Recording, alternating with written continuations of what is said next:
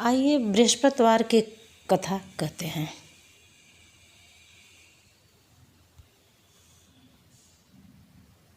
बन गया।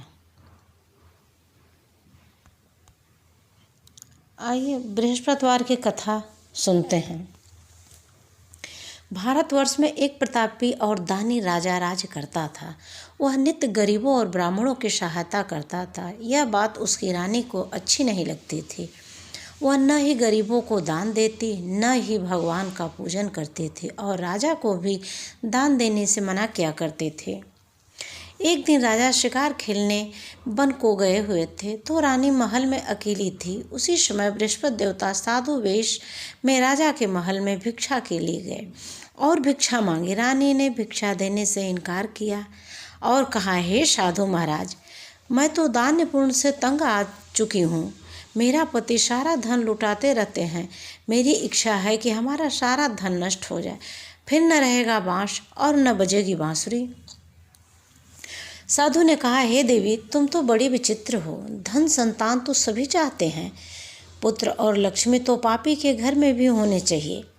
यदि तुम्हारे पास अधिक धन है तो भूखे को भोजन दो, प्यासों के लिए प्याला बनवाओ, मुसाफिरों के लिए धर्मशालाएं खुलवाओ। जो निर्धन अपनी कुंवारी कन्याओं का विवाह नहीं कर सकते उनका विवाह करा दो। ऐसा और कई काम हैं जिनके करने से तुम्हारा यश लोक परलोक में फैलेगा।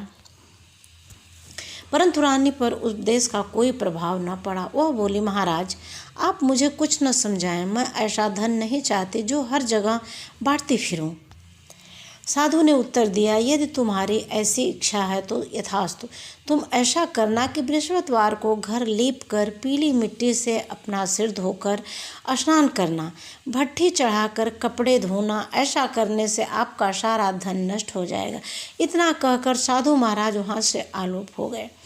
साधु के अनुसार कही हुई बातों को पूरा करते हुए रानी को केवल 3 बृहस्पतिवार बीते थे कि उनकी समस्त धन संपत्ति नष्ट हो गई। भोजन के लिए राजा का परिवार तरसने लगा। तब एक दिन राजा ने रानी से बोला कि हे रानी, तुम यहीं रहो, मैं दूसरे देश को जाता हूँ, क्योंकि यहाँ पर सभी लोग मुझे जानते हैं, इसलिए मैं कोई छोटा कार्य नहीं कर सकता। ऐसा कहकर राजा परदेश चला गया। वहाँ वह जंगल में लकड़ी काट कर लाता और शहर में बेचता। इसी तरह वह अपना जीवन व्यतीत करने लगे। इधर राजा के परदेश जाते ही रानी और दासी दुखी रहने लगी। एक बार जब रानी और दासी को 7 दिन तक बिना भोजन के रहना पड़ा तो रानी ने अपनी दासी से कहा, हे दासी, पास ही के नगर में मेरी बहन रहती है। वह बड़ी धनवान है, तो उसके पास जा कुछ ले आ ताकि थोड़ा बहुत गुजर बसर हो सके। दासी रानी की बहन के पास गई। उस दिन गुरुवार का दिन था और रानी की बहन उस समय बृहस्पतिवार का व्रत की कथा सुन रही थी। दासी ने रानी की बहन को अपनी रानी का संदेश दिया, लेकिन रानी की बड़ी बहन ने कोई उत्तर नहीं दिया। जब दासी को रानी की बहन से कोई उत्तर नहीं मिला तो वह बहुत दुखी हुई और उसे क्रोध भी आया। दासी ने वापस आकर रानी को सारी बात बता दी। सुनकर रानी ने अपने भाग्य को कोसा। उधर रानी की बहन ने सोचा कि मेरी बहन की दासी आई थी, परंतु मैं उससे नहीं बोली, इससे वह बहुत दुखी हुई होगी। कथा सुनकर और पूजा समाप्त करके वह अपनी बहन के घर आई और कहने लगी, हे बहन, मैं बृहस्पतिवार का व्रत कर रही थी। तुम्हारी दासी मेरे घर आई थी, परंतु जब तक कथा होती है तब तक न तो उठते हैं और न ही बोलते हैं, इसीलिए मैं नहीं बोली। कहो दासी, क्यों आई थी? रानी बोली, बहन, तुमसे क्या छिपाऊं, हमारे घर में खाने तक को अनाज नहीं था। ऐसा कहते कहते रानी की आंखों में आंसू भर आए। उसने दासी समेत पिछले 7 दिनों से भूखी रहने तक की बात अपनी बहन को विस्तार पूर्वक सुना दी। रानी की बहन बोली, देखो बहन, भगवान बृहस्पति देव सबकी मनोकामना को पूर्ण करते हैं। देखो, शायद तुम्हारे घर में अनाज रखा हो। पहले तो रानी को विश्वास नहीं हुआ, पर बहन के आग्रह करने पर उसने अपनी दासी को अंदर भेजा तो उसे सचमुच अनाज से भरा एक घड़ा मिल गया। यह देखकर दासी को बड़ा आश्चर्य हुआ। दासी रानी से कहने लगी कि हे रानी, जब हमको भोजन नहीं मिलता तो हम व्रत ही तो करते हैं। इसीलिए क्यों न इससे व्रत और कथा की विधि पूछ ली जाए ताकि हम भी व्रत कर सकें। तब रानी ने अपनी बहन से बृहस्पतिवार व्रत के बारे में पूछा। उसकी बहन ने बताया, बृहस्पतिवार के व्रत में चने की दाल और मुनक्का से विष्णु भगवान का केले की जड़ में पूजन करें तथा दीपक जलाएं, व्रत कथा सुने और पीला भोजन ही करें। इससे बृहस्पति देव प्रसन्न होते हैं। व्रत और पूजा विधि बताकर रानी की बहन अपने घर लौट गई। 7 दिन के बाद जब गुरुवार आया तो रानी और दासी ने व्रत रखा। घुड़साले में जाकर चना और गुड़ ले लाकर फिर उसने केले की जड़ तथा विष्णु भगवान की पूजा किया। अब पीला भोजन कहाँ से आए, इस बात को लेकर दोनों बहुत ही दुखी थे। चूँकि उसने व्रत रखा था इसलिए बृहस्पति देव से प्रार्थना किए। इसीलिए वे एक साधारण व्यक्ति का रूप धारण करके 2 थाली में सुंदर पीला भोजन दासी को दे गए। भोजन पाकर दासी प्रसन्न हुई और फिर रानी के साथ मिलकर भोजन ग्रहण किया। उसके बाद वे सभी गुरुवार को व्रत और पूजा करने लगे। बृहस्पति भगवान की कृपा से उसके पास फिर से धन संपत्ति आ गई, परंतु रानी फिर से पहले की तरह आलस्य करने लगी। तब दासी बोली, देखो रानी, तुम पहले भी इसी प्रकार आलस्य करती थी। तुम्हें धन रखने में कष्ट होता था, इसी कारण सभी धन नष्ट हो गया। और अब जब भगवान बृहस्पति देव की कृपा से धन मिला है तो तुम्हें फिर आलस्य होता है।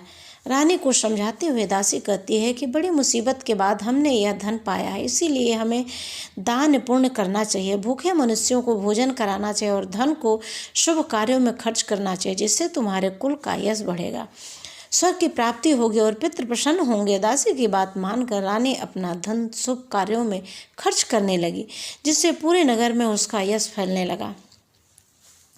बृहस्पतिवार व्रत कथा के बाद श्रद्धा के साथ आरती की जानी चाहिए। इसके बाद प्रसाद बांटकर उसे ग्रहण करना चाहिए।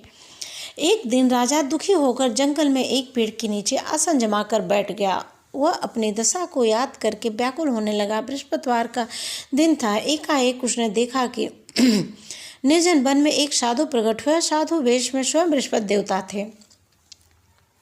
लकड़हारे के सामने आकर बोले, हे लकड़हारे, इस सुनसान जंगल में तू क्यों चिंता मग्न क्यों बैठा है? लकड़हारे ने दोनों हाथ जोड़कर प्रणाम किया और उत्तर दिया, महात्मा जी, आप सब कुछ जानते हैं, मैं क्या कहूँ, यह कहकर रोने लगा और साधु को अपनी सारी आत्मकथा सुनाई। महात्मा जी ने कहा, तुम्हारी स्त्री ने बृहस्पतिवार के दिन बृहस्पति भगवान का निरादर किया, जिसके कारण रुष्ट होकर उन्होंने तुम्हारी यह दशा कर दी। अब तुम चिंता को दूर करके मेरे कहने पर चलो, तुम्हारे सब कष्ट दूर हो जाएंगे और भगवान पहले से भी अधिक संपत्ति देगा। तुम बृहस्पतिवार के दिन कथा किया करो। 2 पैसे के चने मुनक्के लाकर उनका प्रसाद बनाओ और शुद्ध जल से लोटे में शक्कर मिलाकर अमृत तैयार करो। कथा के पश्चात अपने सारे परिवार और सुनने वाले प्रेमियों में अमृत प्रसाद बांटकर आप भी ग्रहण करो। ऐसा करने से भगवान तुम्हारी सब मनोकामना पूरी करेंगे। साधु के ऐसा वचन सुनकर लकड़हारा बोला, हे प्रभु, मुझे लकड़ी बेचकर इतना पैसा नहीं मिलता जिससे भोजन के उपरांत कुछ बचा सकूं। मैंने रात्रि में अपनी स्त्री को व्याकुल देखा, मेरे पास कुछ भी नहीं जिससे मैं उसकी खबर ले सकूं।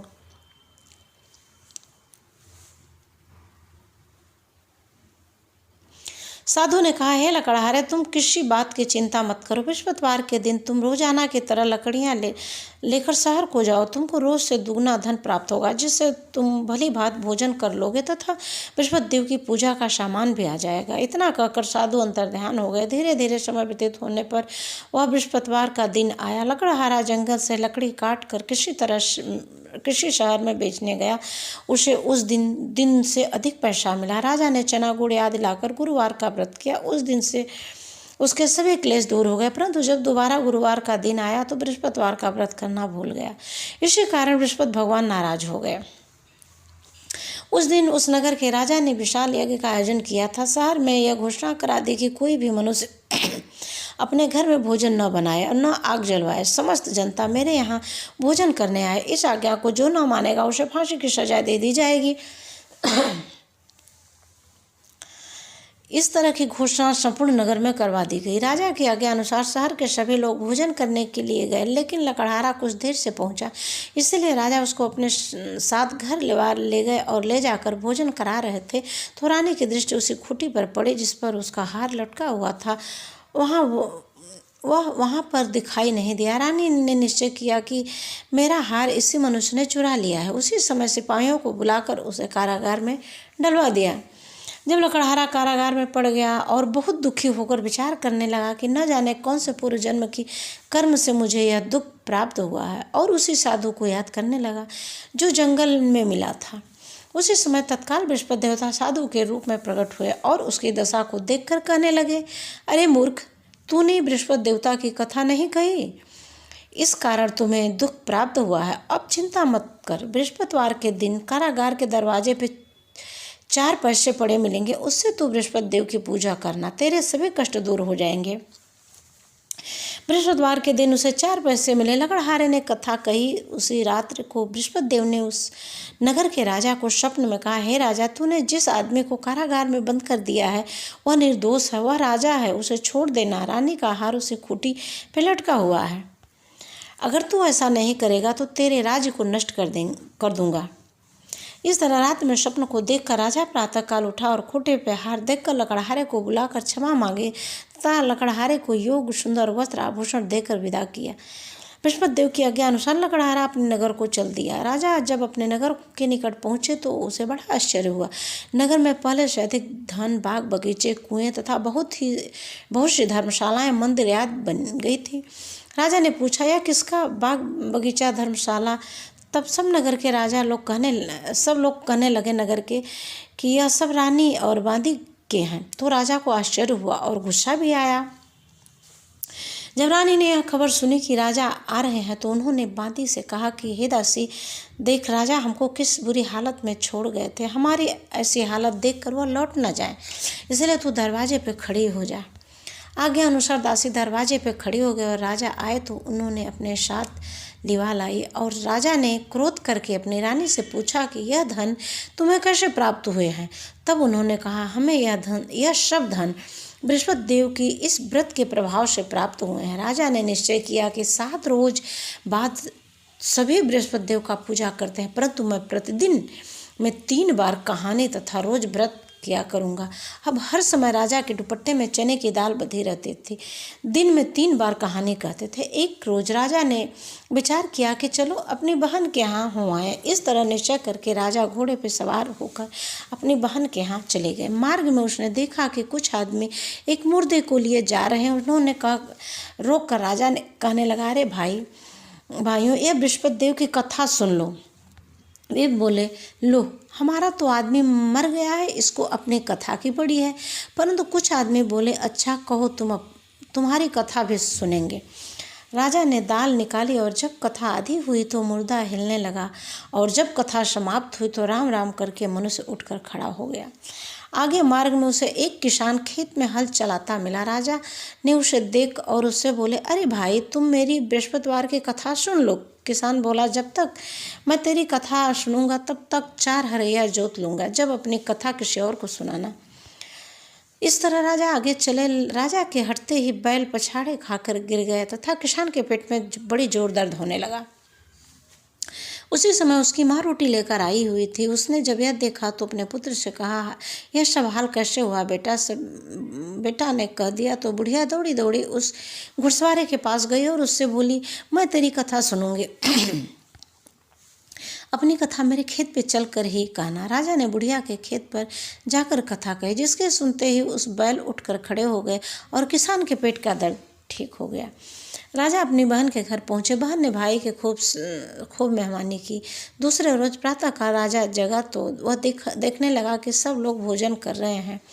राजा ने अपनी बहन से कहा, ऐसा कोई मनुष्य है जिसने भोजन नहीं किया हो? मेरे बृहस्पतिवार की कथा सुन ले। बहन बोली, भैया, यह देश ऐसा ही है कि पहले यहाँ लोग भोजन करते हैं और बाद में अन्य काम करते हैं। अगर कोई पड़ोस में हो तो देखाओ। वह ऐसा कहकर देखने चली गई, परंतु उससे कोई ऐसा व्यक्ति नहीं मिला जिसे भोजन न किया हो। अतः वो एक कुम्हार के घर में गई जिसका लड़का बीमार था। उसे मालूम हुआ कि उसने 3 रोज से किसी ने भोजन नहीं किया है। रानी ने अपने भाई की कथा सुनने के लिए कुम्हार से कहा। वह तैयार हो गया। राजा ने जाकर बृहस्पतिवार की कथा कही, जिसको सुनकर उसका लड़का ठीक हो गया। अब तो राजा की प्रशंसा होने लगी। एक रोज राजा ने अपनी बहन से कहा, हे बहन, अब हम अपने घर को जाएंगे, तुम भी तैयार होकर चलो। राजा की बहन ने अपने सास से कहा। सास ने कहा, हाँ चली जा, परंतु अपने लड़कों को मत लेकर जाना, क्योंकि तेरे भाई को कोई औलाद नहीं है। बहन ने अपने भाई से कहा कि भैया मैं तो चलूँगी, पर कोई बालक नहीं जाएंगे। राजा बोले, जब कोई बालक नहीं चलेंगे तब तुम ही क्या करोगी। बड़े दुखी मन से राजा अपने नगर को लौट आए। राजा ने अपनी रानी से कहा, हम निर्वंशी हैं, हमारा मुँह देखना ही धर्म नहीं है और कुछ भोजन याद नहीं किया। रानी बोली, हे प्रभु, बृहस्पति देव ने हम सबको सब कुछ दिया है, वह हमें औलाद अवश्य देंगे। उसी रात को बृहस्पति देव ने राजा से स्वप्न में कहा, हे राजा, उठ, सभी सोच त्याग दे, तेरी रानी गर्भ से है। राजा की बात सुनकर बड़ी खुशी हुई। 9वें महीना उसके गर्भ से एक सुंदर पुत्र पैदा हुआ। तब राजा बोला, हे रानी, स्त्री बिना भोजन के रह सकती है, पर बिना कहे नहीं रह सकती। जब मेरी बहन आवे तुम उससे कुछ कहना मत। रानी ने सुनकर हाँ कर दिया। जब राजा की बहन ने यह शुभ समाचार सुना तो उसे बहुत खुशी हुई। तब बधाई लेकर अपने भाई के यहाँ आई। तभी रानी ने कहा, घोड़ा चढ़कर तो नहीं आई है ना, गधा चढ़ाई है।